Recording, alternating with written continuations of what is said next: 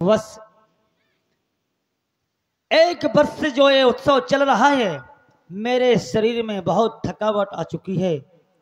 गुरु भ्राता, आज इस सभा का सभासद में तुम्हें नियुक्त करता हूं। गुरु भाई, मैं सभासद बनने योग्य तो नहीं हो, लेकिन पुत्री का स्वयंवर है, सेवा अवश्य करूंगा। बहुत अच्छा गुरु भ्राता।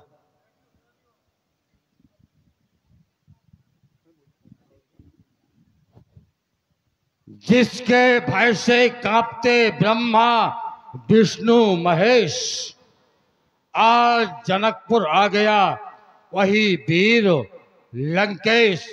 कोई प्रतिहारी है?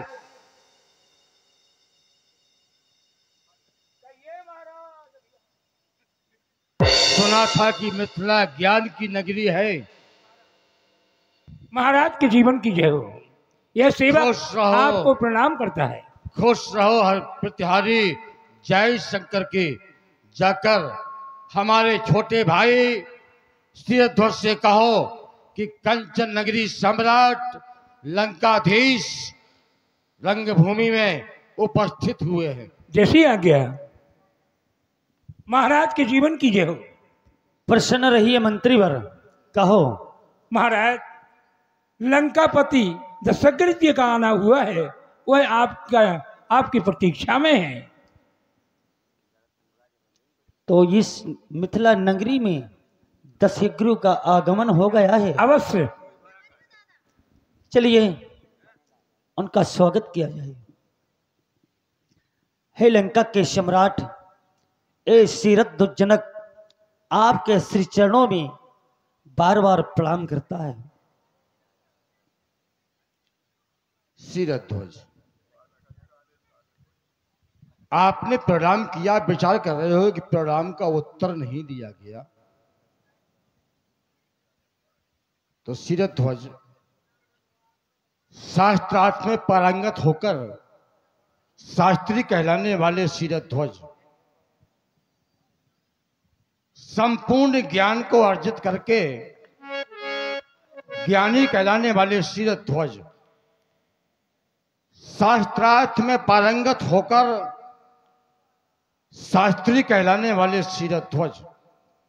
और विशेष बात तो एक है कि जिस ब्रह्म को पाने के लिए प्राणी अपना संपूर्ण जीवन व्यतीत कर देता है, ब्रह्म को पाना तो दूर, उसका दर्शन भी नहीं कर पाता। और ऐसे ब्रह्म को आप सहज ही प्राप्त करके ब्रह्म ज्ञानी कहलाने वाले सिरध्वज, मैं तुम्हें प्रणाम के बदले धन्यवाद नहीं कर सकता। हाँ, ब्राह्मण होने के नाते एक आशीष वचन अवश्य देता हूं कि प्रण तुम्हार जो सुन चुका, तुम्हारे द्वारा जो प्रण किया गया है, तो प्रण तुम्हार में सुन चुको, पूर्ण भयो जिय जाऊं। ये हमारा आशीष वचन है कि तुम्हारे द्वारा जो प्रण किया गया है वो अवश्य ही पूर्ण होगा। ये हमारा आशीर्वाद है। लेकिन सिरध्वज, मैं देख रहा हूं कि ये देश देशांतर के राजागण एकत्रित हुए हैं। क्यों? क्या लक्ष्य धनुष? नहीं। सिरध्वज, इन राजाओं में से यदि किसी ने मान लो कि इसको तोड़ दिया, तो तुम्हें तुम्हारी पुत्री के लिए केवल एक वीर पति प्राप्त हो सकता है, ना कि तुम्हारे लक्ष्य की पूर्ति। इसलिए मैं तुमसे बड़ा होने के नाते ये कहने आया हूं कि तुम तो शास्त्रार्थ हो, शास्त्रों का ज्ञान करते हो, तो शास्त्रों का भी यही मत है कि जो घर बर कुल होए अनूपा, तो करिए विवाह सुता अनुरूपा। यदि पुत्री के पिता को सबसे पहले कहा गया है घर, यदि घर हमारी पुत्री के योग्य है, तो पुत्री का विवाह करने का विचार करना चाहिए उस घर में। फिर कहा गया है बर। यदि जिस वर को हम अपनी पुत्री का विवाह करने जा रहे हैं वो वर हमारी पुत्री के योग्य है या नहीं, और यदि वर पुत्री के योग्य है तो और विचार बढ़ जाता है। फिर कहा गया है कुल, जिस कुल में हमारी पुत्री विवाह कर जा रही है वो कुल कुलीन है या नहीं। और जब ये तीनों चीजें एक साथ मिल जाएं तो वहां कहा गया है कि करिए विवाह सुता अनुरूप। वहां विचार करने की बात नहीं होती, विवाह कर ही देना चाहिए, इसी में भलाई होती है। और ये आपके यहां मैं सुन चुका हूं कि आपने भी उस वर को स्वीकार कर लिया है।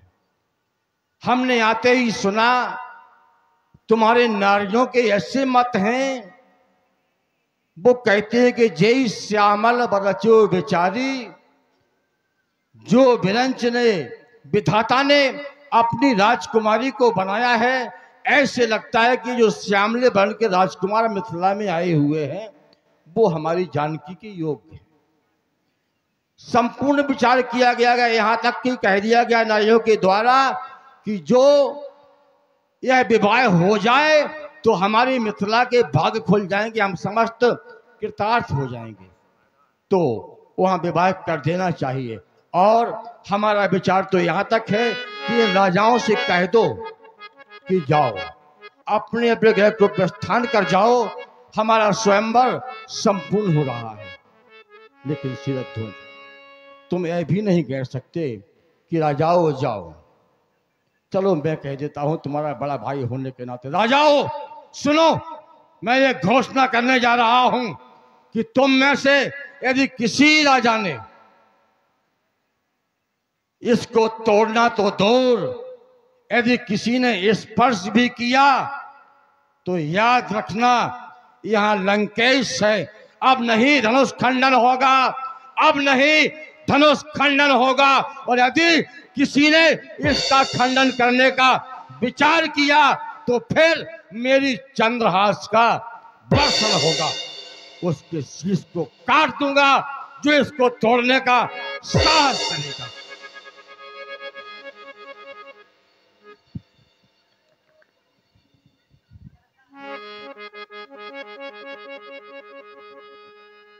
अरे विदेहराज ने जो प्रतिज्ञा की है सीता स्वयंवर धनुष यज्ञ की, उस घोषणा को चलते हुए 1 वर्ष पूर्ण होने जा रहा है और किसी ने ये नहीं कहा कि धनुष कर्षण नहीं होगा। यदि धनुष कर्षण नहीं होगा तो पुत्री का विवाह कैसे होगा।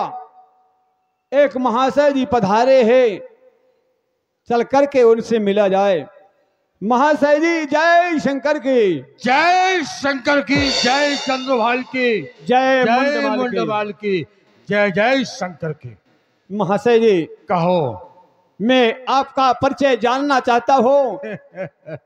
सुनिए महाशय जी, बोलो। आप कहाँ से पधारे हैं और आपका क्या नाम है? इस मिथिला नगरी में आपका क्या काम है? महाशय जी, पहले तो मैं स्वयं अपने आप में परिचय हूं। दुनिया का कोई भी प्राणी मुझे देखकर पहचान जाता है कि कौन आ रहा है, कौन है। यहां तक कि हमें देखकर देवता लोग भी पर्वतों की गुफाओं में भाग जाते हैं कि लंकेश का आगमन हो रहा है। और तुमने पूछा तो सुनो नीति पूर्वक। श्री श्री 1008 श्री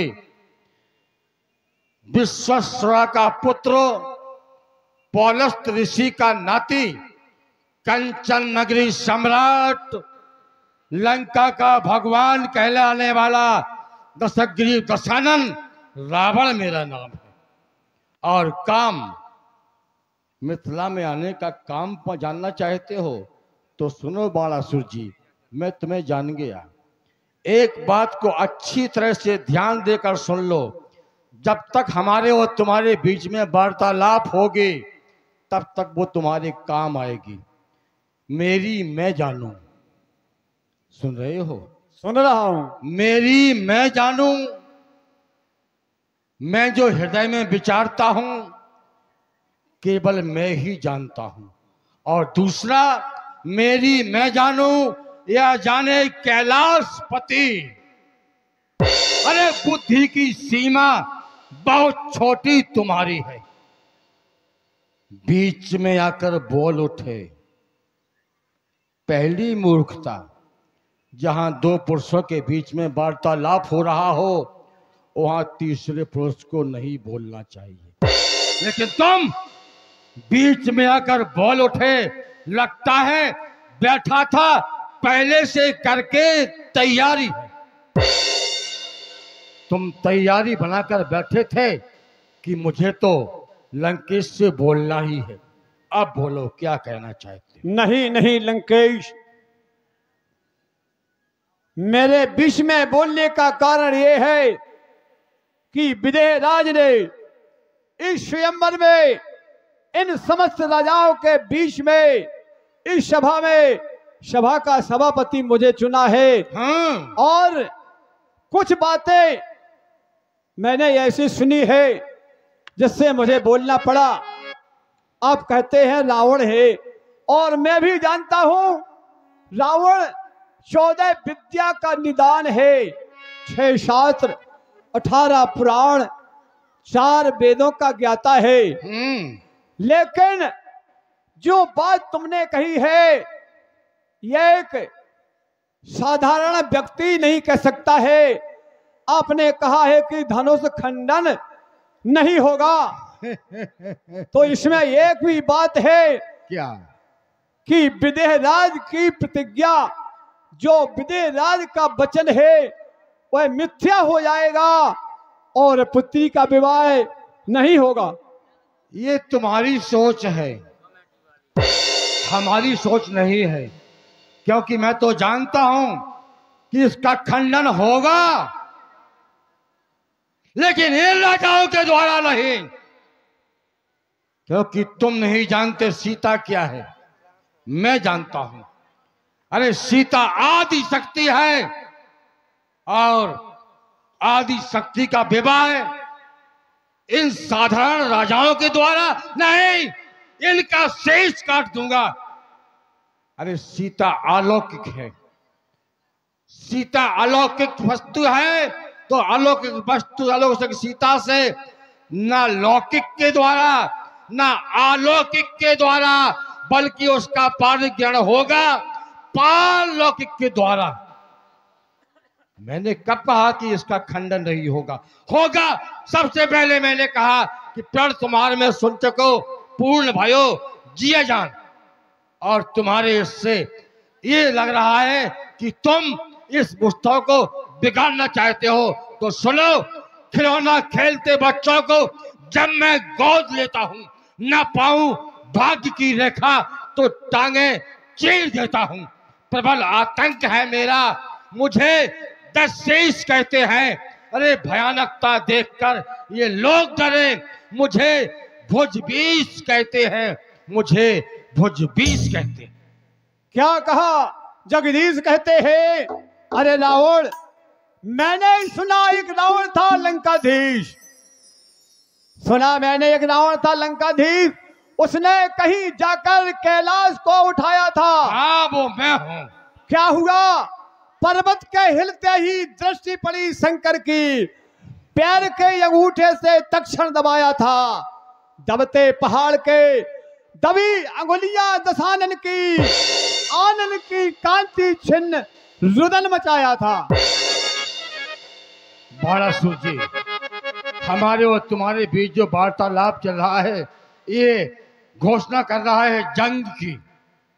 और आज मैं ये कहना चाहता हूं कि ये क्षत्रिय समाज में कोई वीर नहीं है, ना तो मैं वीर हूं, ना तुम वीर हो, ना आए हुए राजा वीर हैं। आज हमारे छोटे भाई जनक ने वीरता का प्रतीक चिन्ह इस अजब के रूप में रखा हुआ है। आज तो जो इसका खंडन करेगा वही सच्चा वीर होगा। यदि तुम वीर बनना चाहते हो तो प्रयास करो, खंडन करने का, वीरता को प्राप्त हो जाओगे। नहीं नहीं लंकेश, मैं यहाँ वीरता दिखाने नहीं आया हो, मैं धनुष का खंडन करने नहीं आया हो, मैं यहाँ सहयोग की भावना से आया हूँ। अच्छा। और आपने कहा है कि इस धनुष का खंडन होगा, अवश्य होगा। कहा गया है कि जन्म विवाह मरण विवाह जन्मगत सोई, जहां जस लिखा तहां तस होई। भले ही राजा कितने ही हो, लेकिन धनुष का खंडन वही करेगा जिसके साथ सीता का विवाह लिखा होगा। ये तुम बहुत बाद में कह रहे हो, इस बात को तो मैं पहले कह चुका हूं कि उसका विवाह तो उससे होगा।